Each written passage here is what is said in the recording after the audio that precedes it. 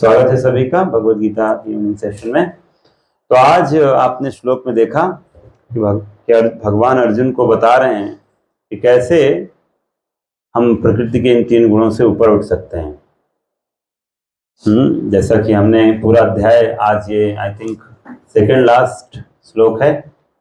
तो हम सब जो हैं संसार में, ये संसार रूपी जेल में हम सब आते हैं और हम सब जो हैं तीन गुणों से प्रभावित हो जाते हैं, रजोगुण, तमोगुण और सतोगुण से। तीन गुण हम सबको बांध के रखे हुए हैं। रस्सी भले ही दिखाई नहीं देती है, लेकिन हम सब उसमें हर समय फंसे हुए हैं। और इसी को हम बोलते हैं, लोग बोलते हैं इसको माया फंसा के रखी हुई मुझे, माया। तो माया का मतलब ही होता है माया के तीन गुण। जैसे आप ये नहीं बोलते हो सरकार आपको फंसा के रखी, सरकार आपको जेल में डाल देती है और जेल में आपको सलाखों के अंदर डाल दिया जाता है। तो जो बार्स हैं, जो जेल है, तो ये वो जेल क्या है? तीन गुण। तीन गुण में आपको पैक कर दिया और उसका शरीर दे दिया जाता है। तो ये शरीर जो है हमें ऊपर से कपड़े की तरह है, जो आपको पहना दिया जाता है। जैसे ही पहना दिया गया, आप अब इस शरीर से बाहर नहीं जा सकते, चाह के भी नहीं जा सकते। अब आप बोलोगे अरे हम तो मृत्यु हो जाता है तो शरीर छोड़ देते हैं। तो मृत्यु जब हो जाता है तो हम सिर्फ अपने बाह्य, जैसे होता है ऐसे समझो कि जो है आपने स्थूल शरीर को दिया, सूक्ष्म शरीर अभी भी आपके साथ है। तो दो तरह का शरीर होता है।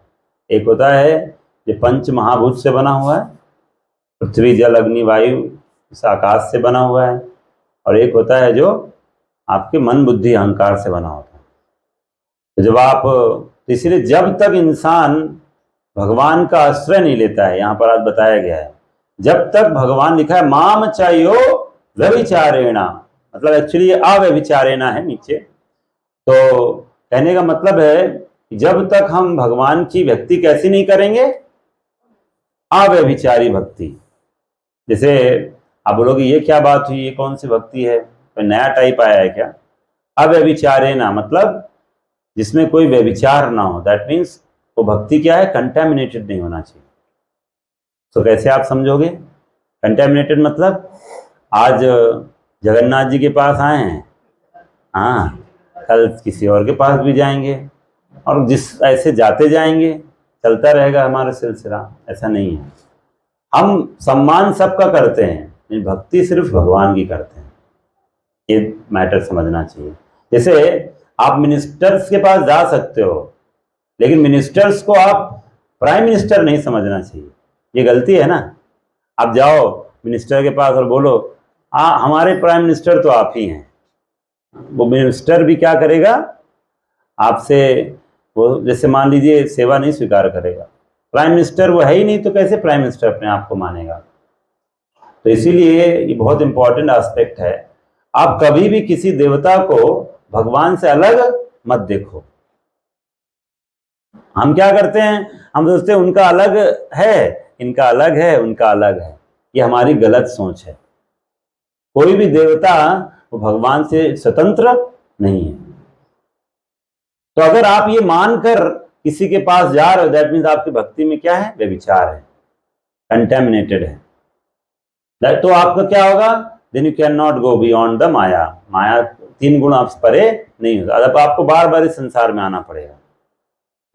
यही मतलब होता है कि हम किसी देवता विशेष की सम्मान करते हैं, लेकिन उनको उनसे प्रार्थना भी करेंगे। जैसे उदाहरण आता है ब्रज में।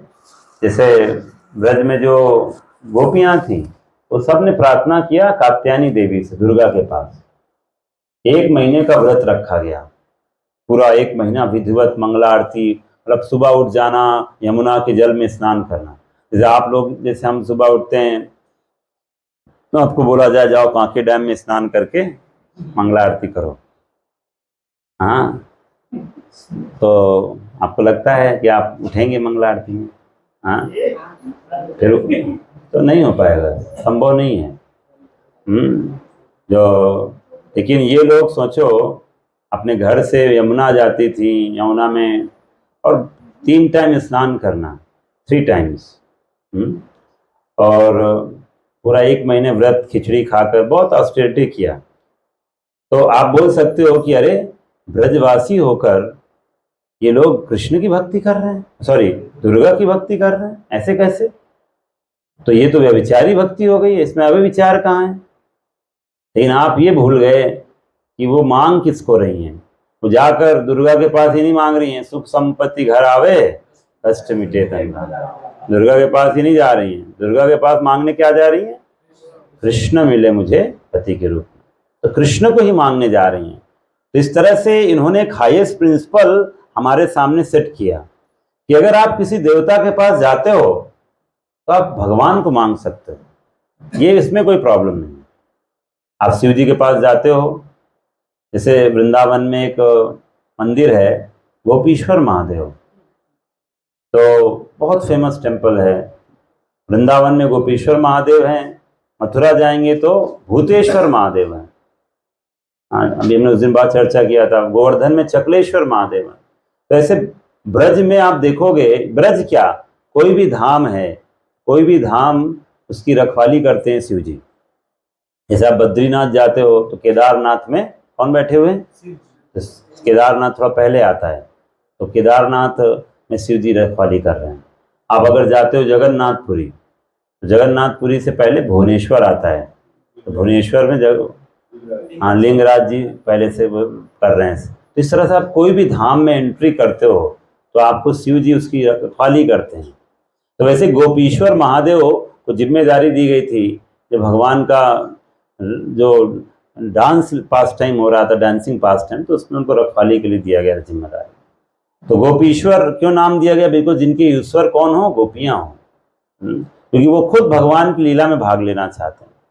तो इस तरह से आपको पता चल जाना चाहिए कि किस तरह से आप किसी भी, तो आज भी जब शिवरात्रि आता है तो सब लोग जाते हैं वृंदावन में और गोपीश्वर महादेव के पास उनका, और उनको जाके प्रार्थना करते हैं कि आप हमें कृष्ण प्रेम दीजिए। तो शिव जी से अगर आप प्रार्थना करते हो, शिव जी बड़े खुशी होकर आपको कृष्ण प्रेम देंगे, बिकॉज वो उसी में लीन रहते हैं। शिव जी ध्यान करते हैं तो और क्या ध्यान करते हैं? भगवान का चिंतन करते हैं। शिव जी हर समय पार्वती जी को कृष्ण कथा सुनाते रहते हैं। हाँ, शिव जी और कोई डिस्कशन करेंगे क्या? तो इस तरह से कोई भी देवता विशेष वो भगवान से अलग नहीं। आप तो ये हमें बिल्कुल समझदार होना चाहिए। जैसे तो ये एक एग्जाम्पल है, और हुआ भी यही। कृष्णा ने उन सब की सुना और बाद में कृष्ण ने सबको आशीर्वाद दिया। तो ये तो हो गया उन गोपियों का। दूसरा था जब ये ब्रजवासी लोग इंद्र की पूजा कर रहे थे, इंद्र की पूजा कर रहे थे, और वो इंद्र की पूजा स्वार्थवश नहीं कर रहे थे, एज ए ड्यूटी कर रहे थे, लोकल कस्टम को फॉलो कर रहे थे। पर इसलिए नहीं कर रहे थे कि हमें इंद्र जी की ग्रेस चाहिए, नहीं, वो भक्ति सिर्फ कृष्ण की ही करते हैं। इस चीज को समझिए हमेशा। और इसीलिए आप देखोगे हुआ क्या, अब देखो इंद्र की पूजा कर रहे थे, लेकिन इंद्र की पूजा रोक दी, इंद्र नाराज हो गया, देख रहे हैं, और इंद्र की पूजा रोक के गोवर्धन को दे दिया। तो देख रहे हैं, एक देवता का शेयर अगर किसी को दे दिया, देवता नाराज हो गया। लेकिन यहाँ पर एक बात बहुत इंपॉर्टेंट है, वो ये भूल गए इंद्र जी। कभी कभी क्या होता है, हमें देवताओं में कभी कभी हो जाता है, ये लीला भी है। तो भगवान कृष्ण जो हैं वो गोवर्धन के रूप में सब कुछ खा गए। अन्नकूट फेस्टिवल जो हुआ था, सब कुछ खा गए, और इस तरह से भगवान को सेवा हुई ना, तो इंद्र को तो संतुष्ट हो जाना चाहिए था, क्योंकि हमारा फिलॉसफी क्या है, यस्मिन तुष्टे जगत तुष्ट। अगर आप भगवान कृष्ण के लिए करते हो तो 33 करोड़ देवी देवता अपने आप ही खुश हो जाते हैं। लेकिन यहाँ पर एक इनको क्या हुआ, ये इनको पता नहीं था कि छोटा सा बच्चा कौन है, कृष्ण है। तो इन्होंने क्या किया, नाराज होकर इन्होंने सारा खत्म करने का प्रयास किया ब्रजवासियों को। लेकिन भगवान कृष्ण का शरण लिया उन्होंने। तब उन्होंने क्या जाके किसी देवी देवताओं का शरण लिया? नहीं, तुरंत बोला कृष्णा कृष्णा महाबाहो, कृष्णा आप देखिए, कृष्णा देखो बचाओ। तो आप समझिए यहाँ पर। और भगवान कृष्ण बोलते हैं, अच्छा इंद्र, हाँ तुम लोग ही जाके क्षीर सागर में आवाज लगाया था कि प्रभु त्राहिमाम त्राहिमाम, तब मैं आया हूं, और अब मैं आया हूं तो भूल गए मुझे। तो भगवान कृष्ण जो हैं किस लिए आए हैं? धर्म की स्थापना के लिए आए हैं। तो धर्म की स्थापना ये भी है ना कि लोग दुनिया को ये बताना कि जो कृष्ण की सेवा करता है उसकी कृष्ण स्वयं रक्षा करते हैं। और इसलिए भगवान कृष्ण अब उस एक मतलब हिस्टोरिकल पास्ट टाइम, जो मतलब कभी हुआ नहीं था ऐसा पास्ट टाइम करके भगवान चले जाते हैं। और क्या नाम से जाने जाते हैं? गोवर्धन धारी। भगवान गोवर्धन गिरिराज, तो गिरी के राज, राजा के रूप धारण कर लिया गिरिराज को। तो ये भगवान का, तो ये लीला ये दिखाता है कि हमें कृष्ण की शुद्ध रूप से भक्ति करना चाहिए। जो भगवान कृष्ण का आश्रय लेता है या भगवान की कोई भी अवतार का आश्रय लेता है, जैसे प्रभुपाद तात्पर्य में बता रहे हैं ना, कृष्ण के भक्ति करना, राम की भक्ति करना, नारायण की भक्ति करना कोई अंतर नहीं, सब एक ही रूप है, विष्णु तत्व सब एक ही रूप है। तो नरसिंह की भक्ति करते हैं, वामन देव, वराह देव, मत्स्यावतार, कूर्मावतार, पर जो भी हैं सब भगवान का आप अगर भजन करते हो तो वो क्या हो जाएगा? अव्यभिचारी भक्ति होगा। There is no doubt about this. और भगवान क्या कह रहे हैं कि वो रक्षा करते हैं। तो गिरिराज की एक लीला से समझिए। जैसे एक तीसरा उदाहरण आता है, मैंने दो आपको बता दिया। एक आता है गजेंद्र का पोस्ट पास्ट टाइम। तो गजेंद्र जो थे, आपको पता है कि गजेंद्र हाथी थे। और एक बार अपने पूरे परिवार के साथ, त्रिकूट माउंटेन है, it's not part of this realm, और एक हेवनली रियल्म है, त्रिकूट माउंटेन में वो अपने परिवार के साथ गए थे और स्नान करने के लिए सरोवर में। और ये जो मगरमच्छ था इसने पैर पकड़ लिया है इसका, गजेंद्र का, और पैर पकड़ लिया बिकॉज इसको ये बताया गया था कि जिस दिन ये आएगा गजेंद्र, उसको पैर पकड़ना ही तुम्हारे उद्धार का कारण होगा। तो उसने फिर पकड़ा नहीं। तो उसने मतलब उस दिन पकड़ लिया, तो छोड़ने का नाम, मान लीजिए आपको ये पता चल जाए कि साधु इस वैष्णव के साथ मैं रहूंगा तो मेरा उद्धार निश्चित है, तो आप उसको छोड़ोगे? ढंग से बोल लो, छोड़ोगे? तो हम सबको तो साधु मिल गए प्रभुपाद जी, हाँ, पकड़ के रखना पड़ेगा। हाँ, ऐसे नहीं होता है ना भगवान, तो बोल तो रहो, तो उनको पकड़ के कैसे पकड़ के रखोगे? जब उनकी बातों को फॉलो करोगे। सबसे पहली बात तो उनकी शुरू हो जाती है कि सुबह मंगला आरती में आना है, ठीक है ना, 4:30 AM। But that is, even if you can not do it, then जैसे मंगला आरती ऑनलाइन भी अटेंड कर लेते हैं भक्त, तो वो भी कर सकते हैं। एंड देन दैट यू, अगर वो भी नहीं कर सकते हो, कभी कभी होता है कि हम इतना इंटरनल हमारे अंदर स्ट्रेंथ नहीं होता, हम नहीं कर सकते हैं, तो एटलीस्ट 16 माला चैंटिंग के टाइम आ जाओ। तो ऐसे there are different levels of instructions, but हमें at least we have to start from somewhere. जैसे मान लीजिए कुछ नहीं कर पा रहे हो, एटलीस्ट भगवत गीता शाम की क्लास अटेंड करो, साथ में 1 राउंड चैंटिंग हम रोज करते हैं, एटलीस्ट वो अटेंड कर सकते हो। तो इस तरह से सम और अदर हमें किसी वैष्णव के इंस्ट्रक्शंस जो दिए हैं उसकी फोल्ड में आ जाना चाहिए, वहीं से हमारी सेफ्टी चालू हो जाएगी। दैट मीन्स हमारा प्रोटेक्शन स्टार्ट हो जाएगा। तो जब तक हम किसी वैष्णव के अनुगत्य में रहते हैं हमारा प्रोटेक्शन निश्चित है। इसीलिए भगवान गीता में बोलते हैं, स्वल्पम अपि यस्य धर्मस्य त्रायतो महतो भयात्। थोड़ा सा भी अगर हमने भक्ति किया है, धर्म का पालन किया है, तो भगवान कहते हैं बड़े से बड़े संकट से आपको बचा लेंगे। तो ये गजेंद्र को पकड़ना उसके उद्धार का कारण था। तो गजेंद्र को आज ऐसा पकड़ा है कि आज छोड़ने का नाम नहीं, जान चली जाएगी लेकिन आज छोड़ूंगा, क्योंकि मुक्ति का वही कारण है उसका। तो गजेंद्र ने पकड़ा, और अब आप सोचिए, और ये मैं बताया ना, ये हेवनली रियल्म की स्टोरी है, नॉट फ्रॉम दिस प्लैनेट। तो वहां पर इनका कहते हैं 10,000 साल लगभग इनका चलता रहा है। इट्स नॉट 1 डे और 2 डे एफर्ट। कभी क्या होता था, वो खींच लेता था, कभी वो खींच लेता था, कभी वो इधर आ जाते थे थल की तरफ, कभी वो जल की तरफ, ऐसे ही चल रहा था। और भयानक। और उनके घर वाले, अब कोई किसी को कोई बचाने नहीं आ पाया, कोई बचाने नहीं आया। और फाइनली क्या हुआ, क्योंकि जो वो था, क्या नाम है, मगरमच्छ, वो जल का प्राणी है तो वो हावी हो गया और वो उसने खींचना शुरू कर दिया। और अब धीरे धीरे क्या हो गया, गजेंद्र कमजोर हो गया और जल की तरफ, अब उसको लगा मेरे बचने का कोई चांस नहीं है।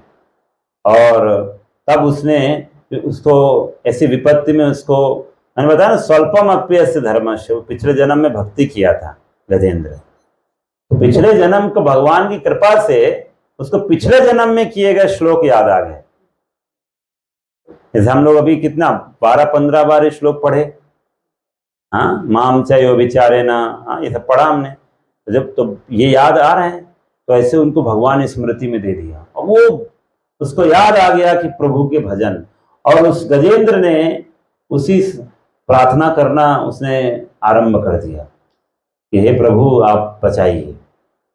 बताते हैं उसने ऐसे बोला है, तो जैसे होता है ना, गजेंद्र ने प्रभु बोला है, बट बहुत क्लियर स्पष्ट नहीं कहा। तो देवता भी सोच सकते कि मेरे को बुला रहा है क्या, सब ये सोच सकते थे, लेकिन कोई नहीं आया। देवता सब थे, कोई बचाने नहीं आया। लेकिन भगवान तुरंत ऑन द स्पॉट गरुण को बोलते हैं जल्दी चलो। गरुण की स्पीड मन की स्पीड है, बहुत तेज है, लेकिन फिर भी बोले तुम बहुत स्लो चल रहे हो, तेजी से चलो, मेरा भक्त खतरे में है। तो भगवान आ गए और जो गजेंद्र है वो कमल का जो फूल है सरोवर में, उसको उठा के भगवान को अर्पण करता है, अपनी सूंड से उठा के उस विपत्ति में भगवान को अर्पण किया।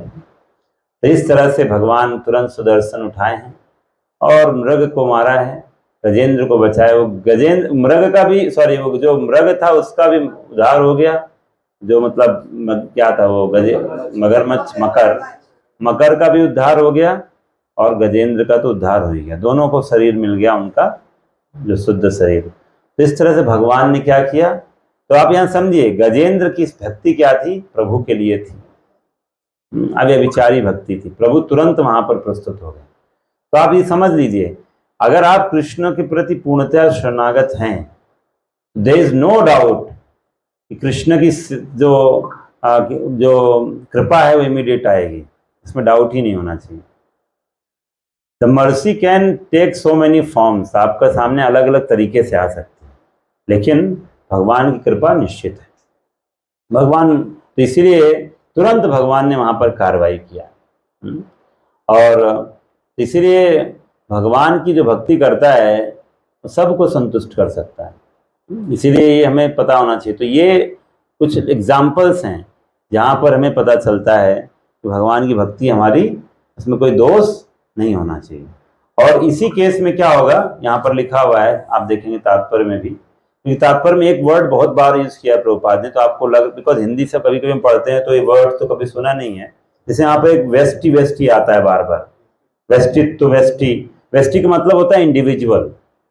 हम इंडिविजुअल हैं, प्रभु भी इंडिविजुअल हैं, हमारा उनसे संबंध है, ठीक है, ये इसका मतलब है। तो कहते हैं 3 चीजें होती है भक्ति योग का मतलब क्या है, भगवान है, ठीक है, अब भगवान है तो भक्त है, और उनके बीच में परस्पर संबंध है, इसे भक्ति योग बोला जाता है। तो इसका मतलब कैसे समझेंगे, तो कभी ऐसा नहीं होगा कि भक्त भगवान के अंदर समा जाएगा, जैसा लोग कभी कभी बोलते हैं ना परमात्मा में लीन हो जाएंगे, ऐसा कभी नहीं होगा।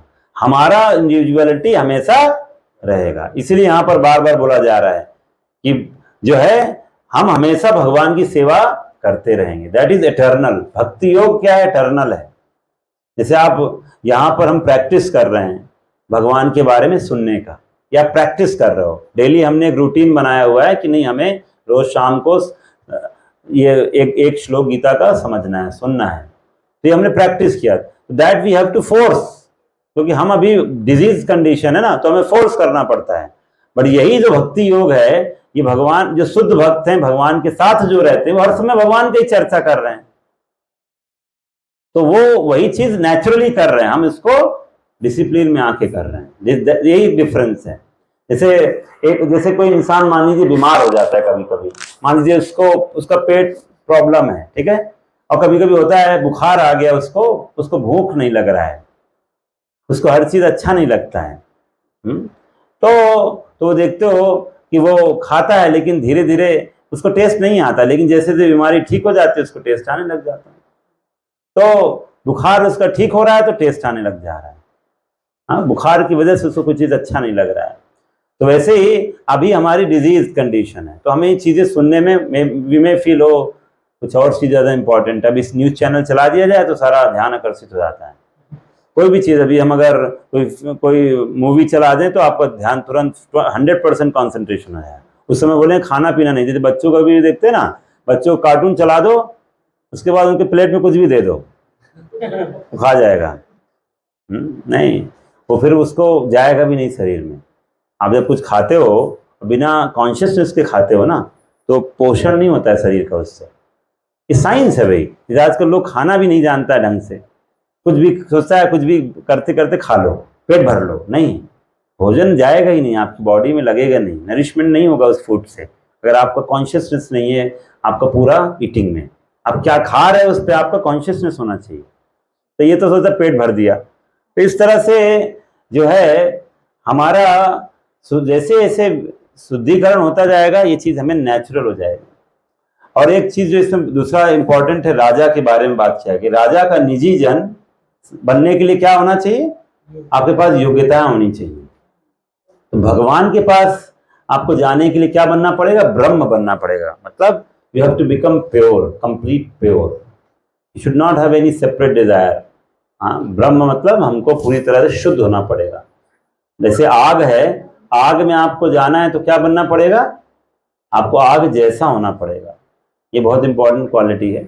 मतलब आपके अंदर जैसे पवित्रता होनी चाहिए, पवित्र से जुड़ना है तो पवित्रता होनी चाहिए। तो इसलिए भगवान कृष्ण का निजी जन बनना है तो क्या होना चाहिए, आपके अंदर कृष्ण के जैसा होना पड़ेगा। That means you have to become pure, there should be no doubt about this.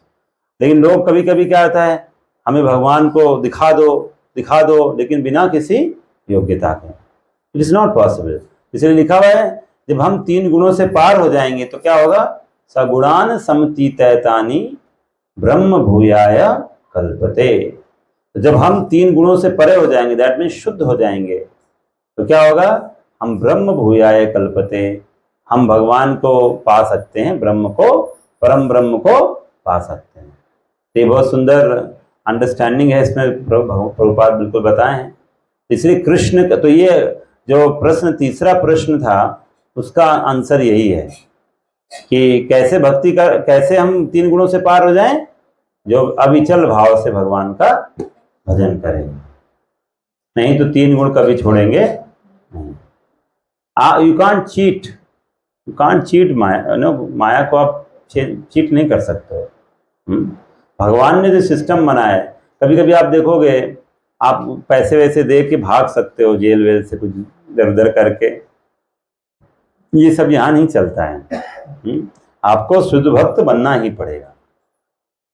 इसीलिए प्रभुपाद जैसे ऐसा प्रभुपाद बोलते थे, भगवत गीता पहले भी थी, पहले भी भगवत गीता, लोग बहुत वर्जन से भगवत गीता के, लेकिन कितने लोग भक्ति करने लग गए कृष्ण के भक्त कितने बन गए भगवत गीता पढ़कर। क्योंकि भगवत गीता पढ़ने के बाद ये चीज बिल्कुल क्लियर हो जाना चाहिए कि मुझे कृष्ण चाहिए। भगवत गीता पढ़ लिया और कृष्ण की भक्ति ना करो तो क्या भगवत गीता पढ़ा। हाँ, अर्जुन जो भगवत गीता का कंक्लूजन स्वीकार किया, वो यही तो स्वीकार किया कि अब आप जो बोलोगे वही मैं करूंगा। कृष्ण वो क्या था, यथा, बोली माता, यथा। हाँ, बोलते हैं करिष्ये वचनम तवा ना, आप जैसा बोलोगे मैं वैसा करने को तैयार हूं। करिष्ये वचनम तवा नष्टो मोह स्मृति लब्धा त्वत्प्रसादान मच्यते इत्स्ततोस्मि गत संदेह करिष्ये वचनम तवा। अब जैसा कहोगे वैसा मैं करूंगा। ये 18 का 73 श्लोक है। कृष्ण आप जो बोल रहे हो मैं वो करने को तैयार हूं। This is the conclusion of Bhagavad Gita.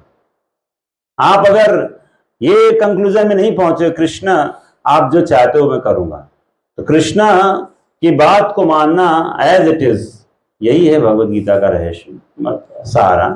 जो आप कृष्ण बोलते हो मैं करूंगा, मुझे और कुछ नहीं करना है। और वो करूंगा तो क्या होगा, हम सबका मोह दूर हो जाएगा, स्मरण शक्ति वापस मिल जाएगा। दैट मीन्स हम सबको याद आ जाएगा हम कृष्ण के हैं। स्मरण शक्ति वापस आने का ही मतलब है, हम भूल गए हैं ना कृष्ण को कि मेरा है कृष्ण, हम उनके अंश हैं। तो स्मरण शक्ति वापस आएगी, संशय खत्म हो जाएगा, आप दृढ़ हो जाओगे। इस तरह से अर्जुन कंक्लूजन बता रहे हैं भगवद गीता का। ठीक है ना?